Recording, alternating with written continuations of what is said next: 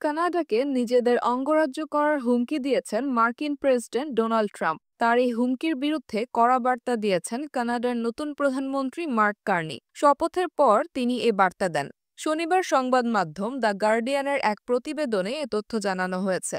রাজধানী অটোয়ার রিডা হলের বাইরে সমবেত জনতার উদ্দেশ্যে কার্নি বলেন, আমরা কখনোই কোনো আকার বা আকৃতিতে যুক্তরাষ্ট্রের অংশ হব না। আমরা মৌলিকভাবে একটি ভিন্ন দেশ। ব্যাংক অফ কানাডা এবং ব্যাংক অফ ইংল্যান্ডের সাবেক এ গভর্নর বলেন, কানাডা যুক্তরাষ্ট্রের কাছ থেকে সম্মান আশা করে। একই সঙ্গে তিনি আশা প্রকাশ করেন যে তার সরকার ট্রাম্প প্রশাসনের সঙ্গে একসাথে কাজ করার উপায় খুঁজে পাবে। এর আগে মার্কিন পররাষ্ট্রমন্ত্রী মার্কো রুবিও বলেন, অর্থনৈতিকভাবে কানাডা যুক্তরাষ্ট্রের ৫১তম অঙ্গরাজ্য হলে দেশটির জন্য ভালো হবে। এ বিষয়ে কার্নি বলেন, এটা পাগলামি ছাড়া আর কিছু নয়। এদিকে গত রবিবার সদস্যদের ভোটে লিবারেল পার্টির নতুন নেতা বাছাই হয়। এতে মার্ক কার্নি ১,৩১,৬৭৪ ভোট পেয়ে নির্বাচিত হন। কানাডার রাজনৈতিক ব্যবস্থায় হাউস অব কমন্সের সবচেয়ে বড় দল হিসেবে যিনি লিবারেল পার্টির প্রধান হবেন, দেশটির প্রধানমন্ত্রীও হন তিনি। এ হিসেবে মার্ক কার্নি নির্বাচনের আগ পর্যন্ত প্রধানমন্ত্রীর দায়িত্ব পালন করবেন বলে ধারণা করা হচ্ছে।